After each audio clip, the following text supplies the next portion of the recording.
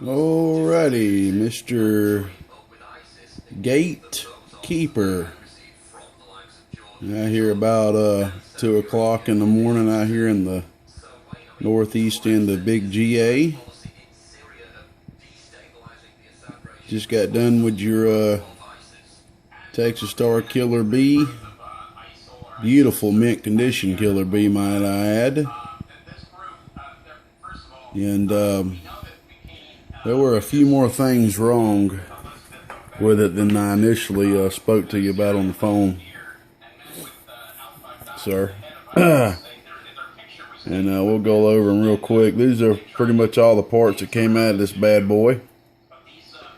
Initially, what it looks like that happened is the 1.8 ohm resistor on the bias circuit was toast. And basically, 9 times out of 10, when that happens, is usually because somebody was just running excess voltage.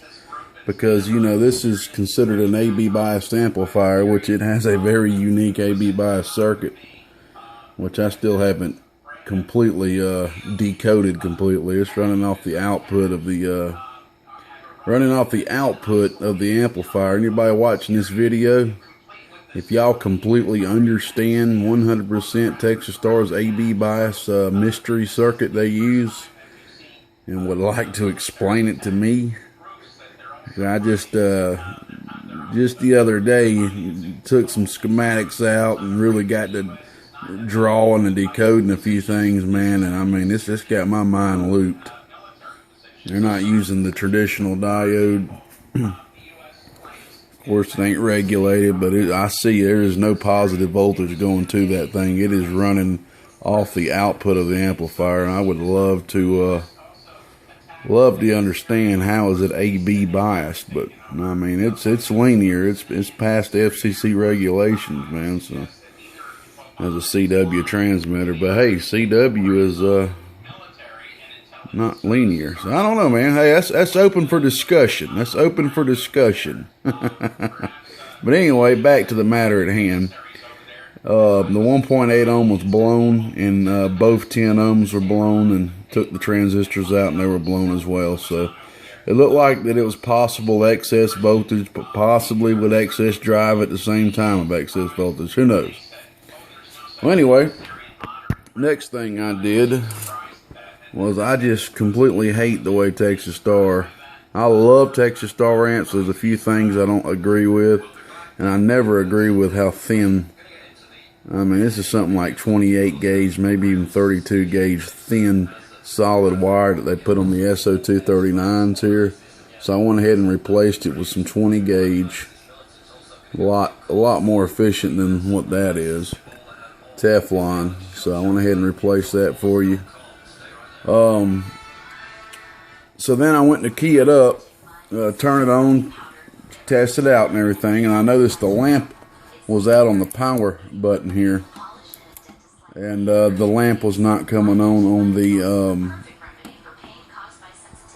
on your medium and your dollar watt there, and that usually is a straight out indication that the diode is blown on the actual relay. So I went and looked after I attempted to key, and I seen that, for one, there was the diode was wrong that was on there. It was a 4148 glass signal diode. There needs to be a silicone. Hold on, we got some magnetism going on here. There was needs to be a silicone diode on there, clamping diode.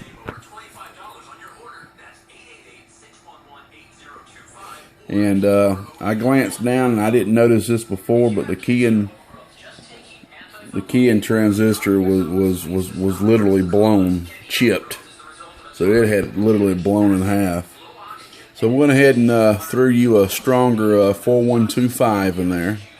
Keying transistor with a 4007 silicone diode there, and so she's up to par. The only other thing that I did do, Texas Star amplifiers are designed to be ran on 5 watts on high. meaning when you put this thing on high, meaning take that off, it's really designed to be run on 5 watts, because typically that's what a lot of people will be running on CW and whatnot. So normally when you put it on, a lot of Texas Stars, when you put them on high, I ain't saying all of them, but a lot of them, you actually will be swinging backwards on your meter, especially a bird meter. And the reason that is because it's just being overdriven. When you turn this right here off, it bypasses this 75 ohm damping resistor here. So you're full blown into there, man, once you hit that right there. So, but you know, with it in, 75 zone in, me personally, I always run all my Texas Stars with a 75 ohm resistor in. It's just my style. But what I went ahead and done, which I do sometimes, usually you can just take the input cap off and just do some fine tuning to get it to where sometimes you have to use more resistors, just a smaller, like a 30 ohm or something in. But what was I able to do here was just it needed like maybe, I think there was a, let's see what's in there. I put a 120 in there, and I think there was a 150 in there, if I remember correctly. Where is that cap anyway? I just noticed I didn't have that cap right here. I was trying to have all the parts here that I took out. Oh, it's probably on the floor somewhere. Anyway, there was a 150 in there.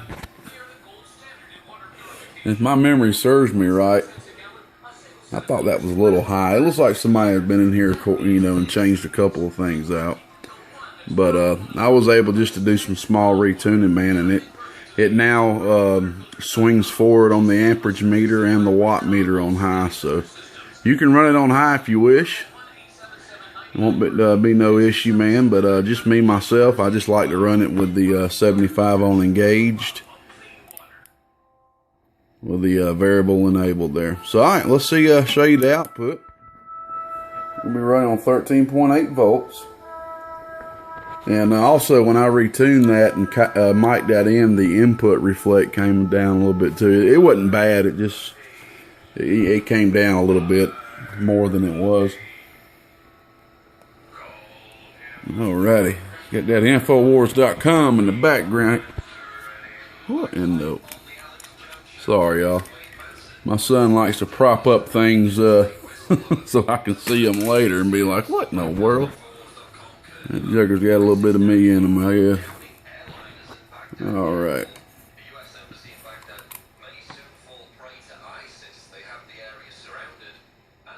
Gonna be putting about a 1.2 watt dead key. Oh, Alrighty, right there, about a 20 watts PEP. Alrighty. And just to let everybody know, if anybody wants to just test the Texas Star really quick to see if the keying circuit is working correctly without actually keying the amplifier power-wise, with the amplifier off, turn the preamp on, key, and watch for that. Watch for the relay to key, because what that's doing at that point is the relay is keying to bypass the preamp circuit. And I will say that is one thing I have not tested, which I will test after the video to make sure the preamp circuit is working. A lot of times you'll have to replace the 4125 or 4401 transistor in there, so we'll make sure that that's working for you as well before I shoot it on to you there. But alrighty, let's go ahead and turn her all the way down, which turns her way down.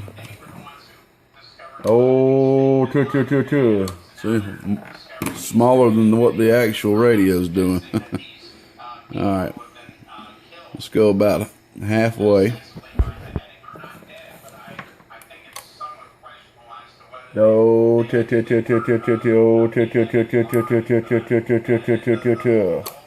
alrighty, about 54 watts. Let's go ahead and go about 75%. All right, about 133 watts. Input tune is looking beautiful. 10-watt slug. Which that will come up a little bit on complete full blast high there. Oh,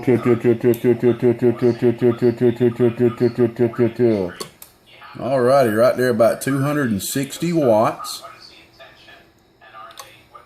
Oh, 263 watts. That is turned all the way up. Look at the input tune. Oh, see how the input tune come up just a little bit. 10-watt slug, you're looking at nothing. Oh dear. On the 10-watt slug, 10-watt scale, the 10 is 1 watt. In between that is 5 watts. So, oh dear, you're looking at nothing, hardly. Maybe 50 milliwatts. 100 at the very most. Alrighty, so we're looking at about 260 watts. Okay. What I'm going to do now is flip it up on about 15.2, which is about the highest I would take this amplifier. Okay, let's see if we can bust about 300 PEP, a little bit more. Good low dead key, about 40 watts. 1.2 watts is giving us a 40 watt dead key. Oh, alrighty, about 311 watts PEP. Oh, alrighty. Now I'm gonna put it on the high setting and show you that. So we're just gonna flip this off. That disengages the variable, takes the 75 ohm out of line, so it's full blast, full bore.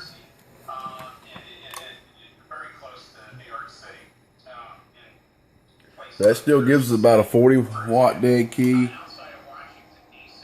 pulling probably about 13 amps or so. Oh, see she's swinging forward on the amperage meter. Oh,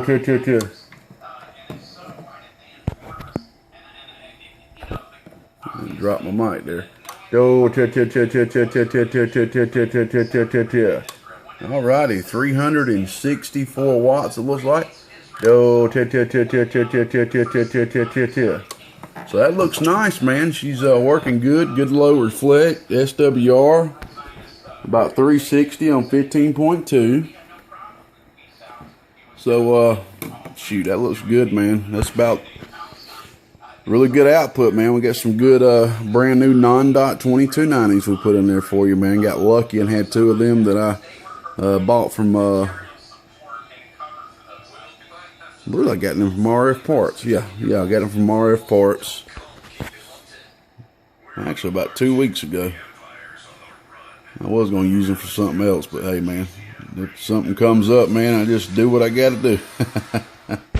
So there you go, man. We'll get this puppy shipped back to you, man. This thing is immaculate, man. We'll go ahead and make sure the preamp's working for you and hook the antenna up. We got it on the dummy load right now. And there you go, man. Hope you enjoy. And shoot, man, you ever want to trade this cat and picker in, man, let me know. I'm looking for a good mint condition killer bee.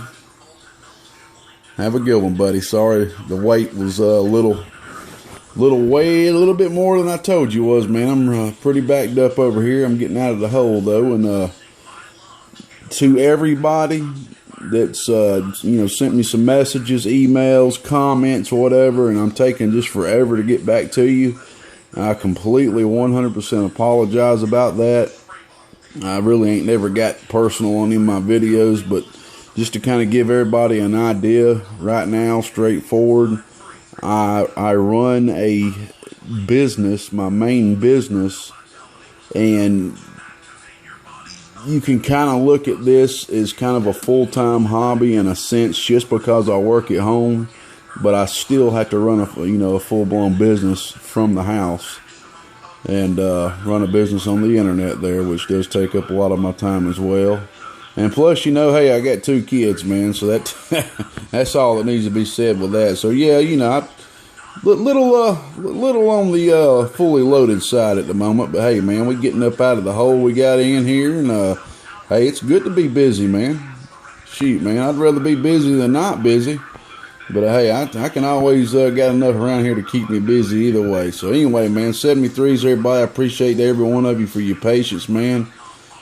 I tell you what, man, CB Radio is a bunch of kind individuals, man. There's always gonna be a mud duck in the midst, and a good, somebody that ain't too nice in the midst. But man, overall, man, bunch of great people, man. I've had a great experience in this hobby.